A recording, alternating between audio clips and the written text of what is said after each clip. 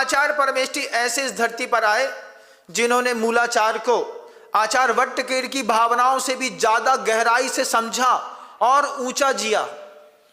समझना भी ऊंचा और जीना भी ऊंचा। अब वो गुरु जी तो वहां पर कह रहे थे कि मेड इन यूएसए नहीं बनना, साधु के जीवन में भी मेड इन यूएसए नहीं होना चाहिए, क्योंकि फिर आचार्य सिंह जी ने एक छोटी सी कहानी उसी में लिखी थी। उसी लिखी हुई कहानी को मैं आपके बीच में भी रखूंगा। एक राजा था, उस राजा का एक ही पुत्र था, एक ही पुत्र था, और वह पुत्र महाव्यसनी बन गया।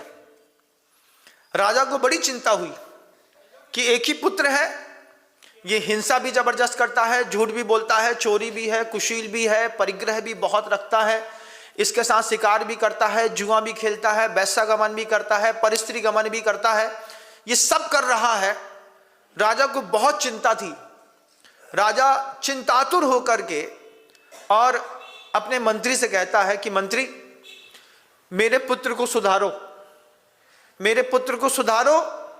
जो मेरे पुत्र को सुधार देगा मैं उसको आधा राज्य दान में दूंगा। मेरे पुत्र को सुधारो।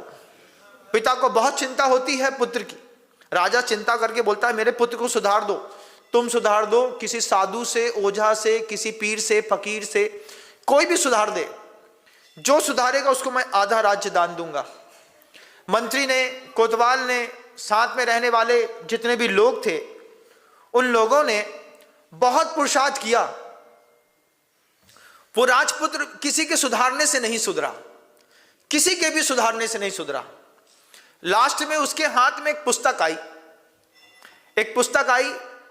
उसने उस पुस्तक को 25 दिन लगातार पढ़ा। 25 दिन लगातार पढ़ने के बाद उस राजपुत्र ने दुनिया के जितने पाप थे सब एक साथ छोड़ दिए। जो काम इंसान नहीं कर पाया वो काम एक पुस्तक ने कर दिया। अब पुस्तक ने कर दिया, राजपुत्र बिल्कुल सीधा हो गया, परिस्त्री गमन बंद कर दिया, जुआ बंद कर दिया, हिंसा बंद कर दी, चोरी बंद कर दी, पिता का आज्ञाकारी हो गया, सब अच्छा हो गया। राजा सोचता है क्या गजब की पुस्तक है। वो पुत्र सोचता है इस पुस्तक ने मेरा जीवन बदला है, मैं इस पुस्तक के लेखक तक पहुंच करके देखता हूं। लेखक के पहुंचक तक उसमें एड्रेस लिखा था लेखक का, ये यहां पे रहता है। 4-5-7 नगर पार करके वो लेखक के घर तक पहुंचा। लेखक के घर में पहुंच करके देखता है वहां पर एक खटिया में एक व्यक्ति मदिरा पी करके, दारू पी करके टुल्ल पड़ा है। अब ऐसे वो टुल्ल व्यक्ति को देखता है, वो क्या सोचता है, राजा राजकुमार खुद पहुंचा है क्योंकि इस पुस्तक ने मेरा जीवन बदला है। वो टुल्ल पड़ा है, पड़े हुए वहां पर जाकर के वो कहता है, मैं इस पुस्तक के लेखक से मिलना चाहता हूं। वो ऐसा आंख उठा करके देखता है, क्या बोले, चढ़ती है ना तो यहां क्या तो सूझ जाती है, नहीं तो ऐसा देखता है आदमी। तो वो कहता है मैं इस पुस्तक के लेखक से मिलना चाहता हूं। तो ऐसा मिचमिचाते हुए, आंख करते हुए कहता है, बोले अभी तो तुम सुन रहे हो, मैं तो तुमसे भी ज्यादा व्यसनी था। अभी तो तुम मेरी बात को सुन रहे हो, जवाब दे रहे हो।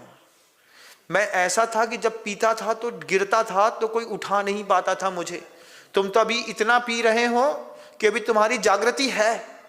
हम तो इससे भी वाहियात थे, इससे भी वाहियात थे, और इस पुस्तक ने मेरी जिंदगी बदल दी। मुझे बताओ कि वो व्यक्ति कौन है, कहाँ है जिसने ये पुस्तक लिखी है। वो ऐसा मचमचा के दिखा दीजिए, ये पुस्तक मैं नहीं लिखी है, मैं नहीं लिखी है इस पुस्तक। वो कहता है तुम इस पुस्तक के राइटर नहीं हो सकते क्योंकि तुम खुद टल्ली हो, पिए बैठे हो। तो वो लेखक कहता है, राजन बैठ जाओ। बैठ के, जो लोहार होता है वो तलवार बनाता है, क्या वो चलाना भी जानता है क्या?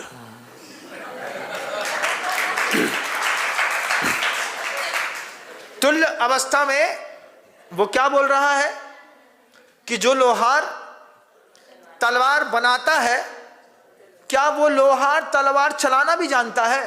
बोले नहीं, लोहार बनाने तलवार बनाने वाले लोहार अलग होते हैं और चलाने वाले योद्धा अलग होते हैं। ये डिप्लोमेसी है। लेकिन मोक्ष मार्ग में इस तरीके का नहीं चलता कि वक्ता तो बहुत मिल जाते हैं, गजब के मिल जाते हैं, ऐसा प्रवचन देंगे तुम झूम जाओगे और झुमा देंगे वो तुमको। तो ये लोहार हैं, तलवार बनाते हैं, चलाना उनके बस की बात नहीं है। तो आचार्य श्री जी कहते थे, पिछी और कमंडल के साथ अगर आचरण ना मिला तो फिर तुम मेड इन यूएसए बन जाओगे। मेड इन यूएसए मत बनना।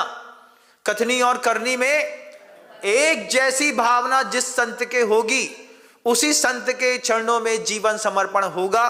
ये जीवन समर्पण का पहला प्रश्न चिन्ह होता है। आचार्य श्री जी ने हम सबको, जितने भी साधु थे, उन साधुओं को गुरु जी उपदेश दे रहे हैं कि मेड इन यूएसए नहीं बनना।